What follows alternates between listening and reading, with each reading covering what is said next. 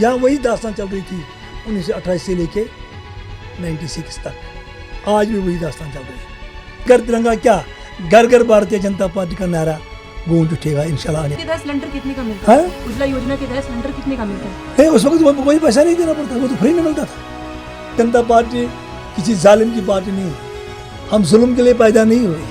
तो अगर वो यूज ही नहीं कर रही है तो स्कीम लाने का क्या ही फायदा? देखो वो तो एवरेज कैंप लगने वाले हैं, उनको हम एवर करेंगे डिस्ट्रिक्टों में। हमने कब? हाँ, आने वाले टाइम में। और 2014 से ये सरकार है, 2014 से सरकार है, 2014 से अभी तक अवेयरनेस कैंप में इतनी देरी लगी। एक बार सर मैंने कनेक्शन ले लिया, अब मुझे दोबारा भी तो एक सिलेंडर भरवाने के लिए चाहिए। अब मैंने एक बार भरवा लिया, दूसरी बार मैं 1100 रुपए का कहाँ भरवाऊंगी सर? अब तो 1200 का। सब्सिडी आती है ना, सब्सिडी नहीं आती क्या? कई लोगों की सब्सिडी नहीं, सब्सिडी है। आप जब कितनी सब्सिडी है? उनको 300-400 रुपये सब्सिडी आता है उसमें। वो ये बोले कि कोई तिरंगा को कंधा देने वाला नहीं होगा, उस पर कार्रवाई क्यों नहीं होती है? फिर कार्रवाई कीजिए ना। हमने प्रूव करके दिया है, कार्रवाई यही है। हमने उसको प्रूव करके दिया कि क्या यहाँ तिरंगा उठाने वाले तो माइनॉरिटी मेजॉरिटी खत्म करिए ना सर। देश बराबर है, सब बराबर है, खत्म। पूरे गाठी तहस नहस हो गई है, यहाँ का वातावरण सारा डिस्ट्रॉयड हो गया है, यहाँ सब कुछ खत्म हो गया, चैन सुकून खत्म हो गया। हर कोई माँ, हर कोई भाई, हर कोई बहन चीख पर करती है, हमारा लक्ष्य जिगर कहाँ गया, वो कब्रबोश क्यों हो गया, उसको मिलिट्री ने क्यों उठाया, उसको क्यों मारा गया। यहाँ वही दास्तान चल रही थी 1928 से लेके 96 तक। आज भी वही दास्तान चल रही है। नमस्कार, आप सभी का स्वागत है अनकट प्रति में। मैं हूं रतीश शर्मा। इस समय हम लोग ये जानने की कोशिश करेंगे कि आखिरकार जम्मू कश्मीर के सूरत हाल क्या है, क्योंकि पॉलिटिकल सिनेरियो इस समय जानना अति आवश्यक है। बोला जा रहा है बहुत जल्द इलेक्शंस हैं और इलेक्शंस के आसपास क्या होने वाला है, क्या कुछ नया दौर देखने को मिलेगा। नया कश्मीर बहुत देर से सुन रहे हैं, पर असल में नया दौर क्या होगा, नई तस्वीर क्या होगी, नई तस्वीर में क्या देखने को मिलेगा, आज ये जानने की कोशिश करते हैं। डॉक्टर मीर साहब मेरे साथ में मौजूद है, बातचीत करने की कोशिश करते हैं। सर पहले तो आपका बहुत बहुत स्वागत है। थैंक यू, आपने भी अपना टाइम निकाला हमारे पास आए, बहुत बहुत शुक्रिया सर। सर इस समय हम लोग सुन रहे हैं नया कश्मीर, नया कश्मीर, नया कश्मीर। 370 से पहले भी हम नया कश्मीर बनाना चाहते हैं। इलेक्शंस के बाद क्या नई पिक्चर देखने को मिलेगी कश्मीर, जम्मू कश्मीर के लोगों को, कि ये आपकी एक नई तस्वीर होगी? देखो, भारतीय जनता पार्टी ने वैसे 8 साल में दिखाया हम क्या करते हैं, हम क्या करने वाले हैं और आगे हमारा फ्यूचर क्या होगा। भारतीय जनता पार्टी जो बोलती है वो करके दिखाती है जी। हमारा जो मैनिफेस्टो था, एक विधान एक प्रधान एक निशान, हम सक्सेसफुल हो गए अपने मैनिफेस्टो में, इसमें कोई दौरा नहीं है। क्योंकि आज आपको लग रहा है कि नया कश्मीर इस चीज़ का नाम है कि आज हर घर तिरंगा, this is development, this is achievement. इससे बढ़िया क्या है? जो देश की कदर करे, जिसको हुब्बे वतनी होगी, जो देश के साथ साथ चले, देश का नाम बुलंद करे, यही बदलाव है, यही डेवलपमेंट है। इसमें कोई दो राय है क्या? हुब्बे वतनी मुसलमानों के लिए सुन्नत है। जो भी कोई मुस्लिम आदमी हिंदुस्तान में होगा, उसको फ़ख्र होना चाहिए कि मैं हिंदुस्तान का हूँ और मेरे दिल में हुब्बे वतनी है। क्योंकि जब प्रॉफिट मोहम्मद सल्लल्लाहु अलैहि वसल्लम मक्का से निकले, वो भी घूर घूर के मदीने की तरफ देखती, मक्का की तरफ देखते थे कि उसको हुब्बे वतनी आती है। सब ने अर्ज़ किया क्या मालूम, से बोला हुब्बे वतनी है, वतन की याद आती है। जब प्रॉफिट मोहम्मद ने बोला कि हुब्बे वतनी है, तो एक मुसलमान के ऊपर एक सनत आयद होता है। तो मुझे लगता है कि आज जो भारतीय जनता पार्टी सरकार ने ऑर्डर निकाला है कि हर घर तिरंगा, तो दिस अचीवमेंट। सर ये अचीवमेंट, ये आप समझ लीजिए कि मैं एक हिंदू हूँ, मुझे बताने की ज़रूरत नहीं मैं हिंदू हूँ, मैं एक हिंदुस्तानी हूँ, मुझे बताने की ज़रूरत नहीं कि मैं हिंदुस्तानी हूँ। हर घर तिरंगा को इनिशिएट करना, एक प्रोग्राम इनिशिएट करना, आपको लगता है कि क्या असल में यहाँ के लोग या कहीं भी लोग दिल से हिंदुस्तान अपने आप को नहीं मानते, हिंदुस्तानी नहीं मानते, तो फ्लैग दिखा के मनाने? वो बात नहीं है। देखो, पिछले दौर में 25 साल के बाद ये दिन मनाते हैं, 50 साल के बाद मनाते हैं। आज 75वां साल हो गया है आज़ाद होने को। इसलिए आज जो भारतीय जनता पार्टी ने पूरे हिंदुस्तान में एक इनिशिएटिव लिया है कि हर नगर में, हर डगर में, हर गाँव में तिरंगा लगना चाहिए। This is the big achievement. तो सर वो जो याद होता है हमें कि हम 26 जनवरी को जाते हैं देखने के लिए कि भैया तिरंगा लहराएगा, हम वहाँ खड़े होंगे, मौजूद होंगे, सेल्फीज खींचते थे। फिर जब 15 अगस्त आती थी हम लोग खड़े होते थे कि भैया तिरंगा लहरा रहा है, आज ये चढ़ेगा, इतने दिनों के बाद ये उतर जाएगा। ये एक सेरेमनी होती थी। लगता है वो हम सेरेमनी का अब अनादर नहीं कर रहे हैं हर घर तिरंगा लगाकर। 15 टनल के उस पार वो परंपरा जारी थी, टनल के इस पार ये परंपरा नहीं थी। जब 1988 में यहाँ उग्रवाद का बोलबाला शुरू हो गया है, पूरे घाटी में शमशान हो गया है, पूरे घाटी तहस नहस हो गई है, यहाँ का वातावरण सारा डिस्ट्रॉयड हो गया है, यहाँ सब कुछ ख़त्म हो गया, चैन सुकून ख़त्म हो गया। हर कोई माँ, हर कोई भाई, हर कोई बहन चीख पुकार करती है हमारा लक्ष्य जिगर कहाँ गया, वो कब्र बोस क्यों हो गया, उसको मिलिट्री ने क्यों उठाया, उसको क्यों मारा गया। यहाँ वही दास्तान चल रही थी 1928 से लेके 96 तक, आज भी वही दास्तान चल रही है। अभी भी चल रही है? अभी भी चल रही है, क्योंकि मतलब जो चेंज नहीं हुआ। नहीं, चेंज हुआ है, लेकिन दास्तान वो क्यों है? दास्तान अभी वही है क्योंकि ये पुराना वायरस है, ये पुराना एक्यूट वायरस है, अभी ये ख़त्म पूरा नहीं हो गया है, इसको टाइम लगेगा ख़त्म होने में। एंटीबायोटिक बन गया है, भारतीय जनता पार्टी की सरकार एंटीबायोटिक बन गया है इस वायरस को ख़त्म करने के लिए। लेकिन बात यह है कि जो आज हम तिरंगा घर घर, हर घर तिरंगा, हम महबूब जी को दिखाते हैं। जब आपने बोला कि 370 अगर हट गया तो यहाँ कोई तिरंगा उठाने वाला हाथ नहीं मिलेगा। आप जो कल हम शुबे में थे, हज़ारों के लोगों के हाथ में तिरंगा थी। परसों जो हमने यहाँ रैली निकल, शायद आप वहाँ थी, वहाँ हमने हज़ारों जवान के हाथ में तिरंगा था, वो चले गए यहाँ ये करगिल दिवस मनाने के लिए। इसी चीज़ का नाम डेवलपमेंट है, इसी चीज़ का नाम बदलाव है। तो सर यही होना चाहिए था ना, आपने कहा टनल पार के बाद ये इस तरह की चीजें हुआ करती थी, हाँ। अब ये टनल पार लानी थी कि ये हम चौक चौराहे पर मनाते, बट अब तो ये हो गया कि भैया हर घर तिरंगा हो। अब वो हर सेरेमनी, अब वो सेरेमनी वो नहीं, सेरेमनी नहीं रहेगी ना ये सर। हमने सिर्फ उसका जवाब दिया है जो यहाँ की सीएम साहिबा ने, जिसने इसी भारतीय तिरंगा के नीचे हलफ उठाया, उसने हलफ उठाया और उसने बोला 370 हट जाएगा तो यहाँ कोई तिरंगा उठाने वाला नहीं होगा। अभी डॉक्टर अली जैसे बहुत सारे अली जिंदा है, अभी अल्ताफ ठाकुर जैसे बहुत सारे अल्ताफ जिंदा है जो हमारे पीछे ये परंपरा चलाएंगे। एक आदमी या दो आदमी मरने से ये तवारीख नहीं बैठेगी, ये तवारीख है, भारतीय जनता पार्टी तवारीख है, भारतीय जनता पार्टी मिशन है, भारतीय जनता पार्टी विजन है। हम इस मिशन को पाए तक मिल तक पहुँचाएंगे।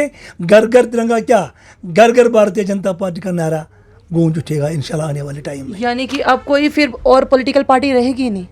कौन पॉलिटिकल पार्टी है? अगर आपने एक पॉलिटिकल पार्टी के लिए इतना बड़ा एक मिशन शुरू कर दिया हर घर तिरंगा, एक शख्स के लिए, आपने बोला ना, नेशन के खिलाफ उंगली उठाई, जिसने भी, चाहे वो एनसी हो, कांग्रेस हो, पीडीपी हो या कोई अलगावाद हो, हम ये यकीनन बोल रहे हैं, हम कभी उस मिशन को इनको कामयाब होने नहीं देंगे। जब एक ही पॉलिटिकल पार्टी, आपने कहा हर घर में भारतीय जनता पार्टी का नाम होगा, तो फिर जो मर्जी बोलता रहे, उठाइए, डालिए उसको अंदर, जेल में डालिए। नहीं, जो देश के लिए बोलेगा उसको जेल में नहीं होगा। सुनो, भारतीय जनता पार्टी किसी जालिम की पार्टी नहीं है, हम जुल्म के लिए पैदा नहीं हुए, हम यहाँ डेवलपमेंट करने के लिए पैदा हुए हैं, हम यहाँ अमन चैन खड़ा करने के लिए पैदा हुए हैं। हम देश के लिए इतना अजीब बोले, वो ये बोले कि कोई तिरंगा को कंधा देने वाला नहीं होगा, उस पर कार्रवाई क्यों नहीं होती है? फिर कार्रवाई कीजिए ना। हमने प्रूव करके दिया है, कार्रवाई यही है, हमने उसको प्रूव करके दिया कि यहाँ तिरंगा उठाने वाले हैं या नहीं है, ये हमने प्रूव करके दिया है। हमें ये दिक्कत नहीं, उसने क्या बोला है कि तिरंगा तिरंगा है, तिरंगा कभी नीचे गिरेगा नहीं, ना कभी झुकेगा, तिरंगा हमेशा ऊंचा रहेगा, क्योंकि तिरंगा हमारी शान है, आन है, मान है। हम इस तिरंगा के लिए जान दे भी सकते हैं, ले भी सकते हैं। आपने मिनॉरिटी सेल की आप इस समय लीड कर रहे हैं, मिनॉरिटी किसको मानते हैं जम्मू कश्मीर में? कौन है मिनॉरिटी में? जम्मू कश्मीर में माइनॉरिटी, हम माइनॉरिटी में नहीं हैं, मुस्लिम संगठन यहाँ मेजॉरिटी में है, लेकिन सेंटर की ओर से हम माइनॉरिटी में हैं, क्योंकि पूरे हिंदुस्तान में हम माइनॉरिटी में आते हैं।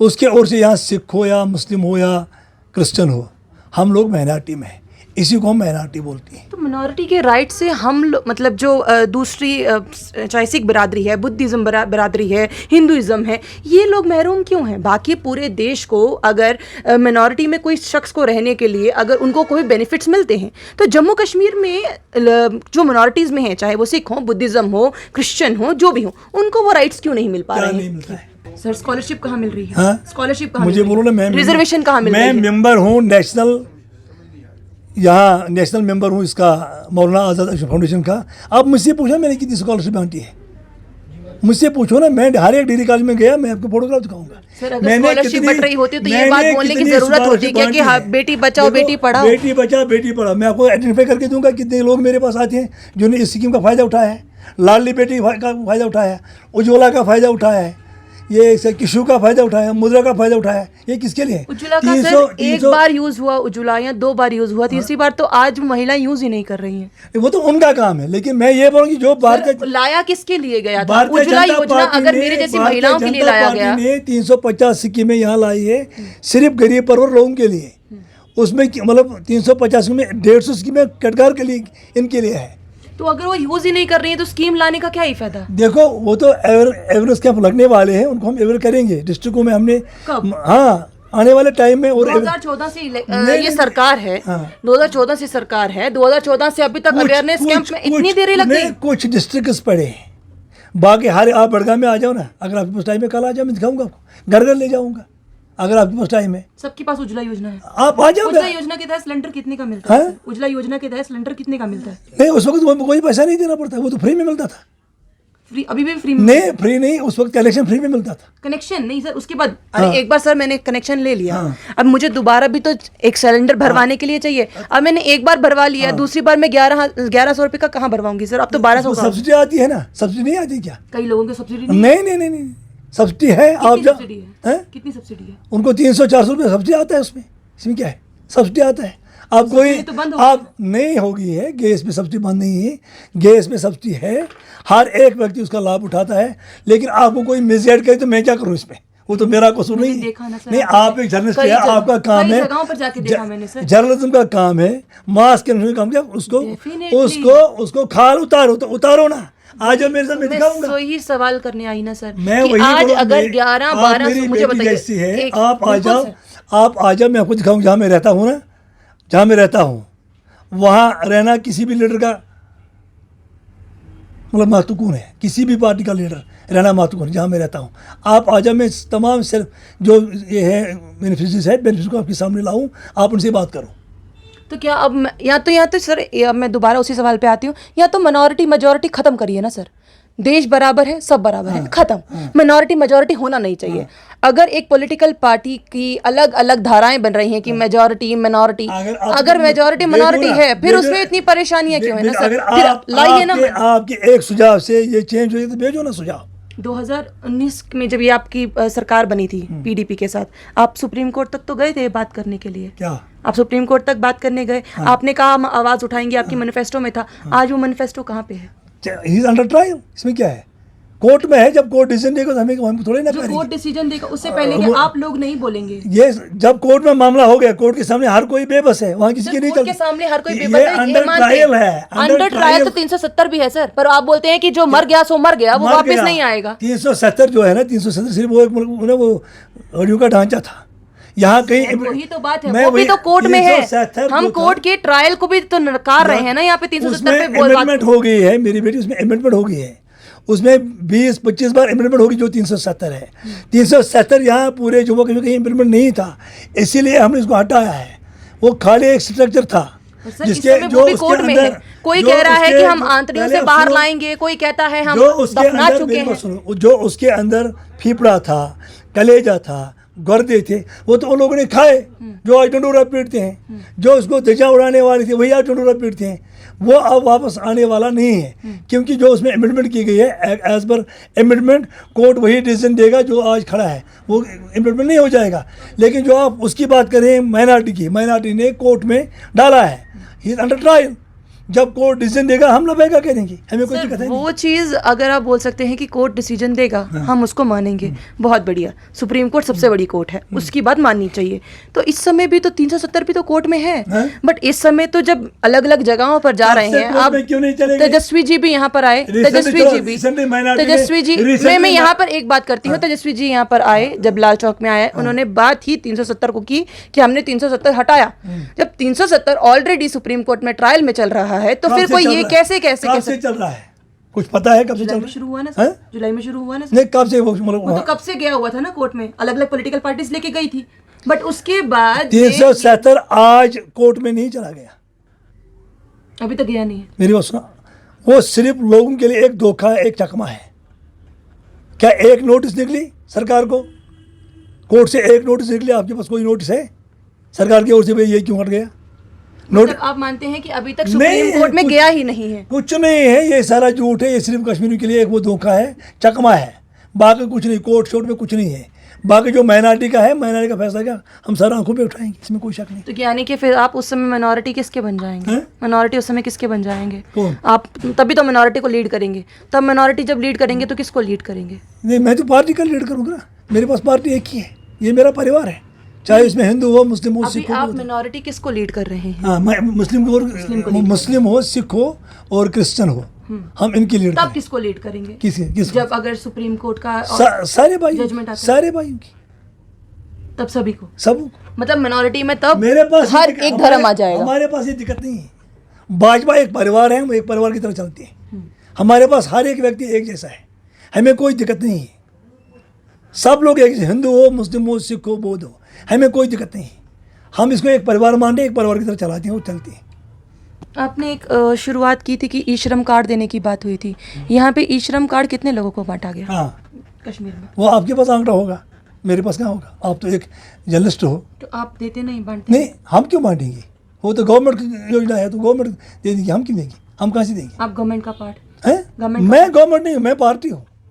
Party? I am not government, मैं पार्टी हूँ। हाँ, गवर्नमेंट जो चलाते हैं तो फिर उन्होंने अभियान कैसे शुरू करते हैं कि हमने आज बीजेपी इतने इतने घरों में गई और हमने ये काम हम किया, आइडेंटिफाई करते हैं। हम इतने हम काम आइडेंटिफाई अभी तक आप कितने लोगों को हम आइडेंटिफाई कर चुके आइडेंटिफाई करते हैं। मेरे डिस्ट्रिक्ट की बात अगर करेंगे तो 340-45 घरों में मैं गया, जिन्होंने ई श्रम कार्ड, जिन्होंने गोल्डन कार्ड, जिन्होंने क्या इसका नाम आयुष्मान कार्ड निकाले हैं। हम ये बात नहीं, लेकिन हम देने वाले नहीं हैं, देने वाला सरकार है, हम नहीं। हम सरकार में मतलब तो जो लोग यहाँ पे काम करने बाहर से आए हैं, हाँ। क्या वो अभी इस समय मैं आपके अनुसार जानना चाहूँगी, क्या वो इस समय सुरक्षित हैं? क्या वो यहाँ पर बैठ के काम कर सकते जो हैं? हमारे एरिया में इंडस्ट्री चल रही है, वहाँ नेपाल के लोग बैठे हैं, वहाँ बिहार के लोग बैठे हैं, वो सुरक्षित नहीं है। तो जो उठ के बाहर भागे थे, हैं? जो बाहर भागे थे टारगेट किलिंग के बाद, वो तो 2 लोग 3 लोग से मतलब सारा कश्मीर नहीं भागेगा।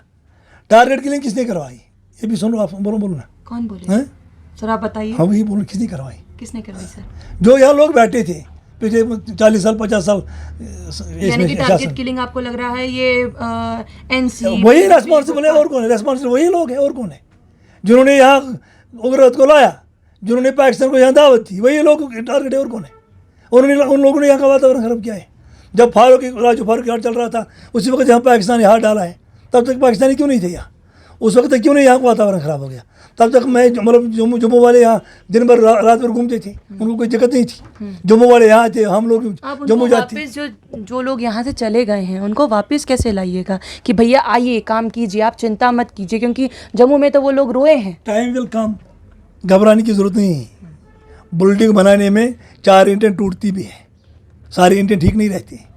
जो हम बिल्डिंग बना रहे हैं, इंशाल्लाह हम ये कंक्रीट बनाएंगे। सर वो जो 4 कभी भी- ईंटें हैं ना सर, वो किसी के परिवारजन मैं हैं, वही बोल रहा हूँ वो ना। हिंदुस्तानी मेरी- हैं, जिनको दर्द मेरी हुआ, बात सुनो। स्पेशली सांबा हमें भी दर्द है। सांबा की एक टीचर को यहाँ पर मारा गया है सर। एक ही टीचर नहीं, ऐसे मेरी में बेटी- एग्जाम्पल दे रही हूँ। जो मैंने आंखों मैं नहीं example- मेरे आंखों नहीं देखा, अगर आप देखोगे नहीं जिंदा रहोगे।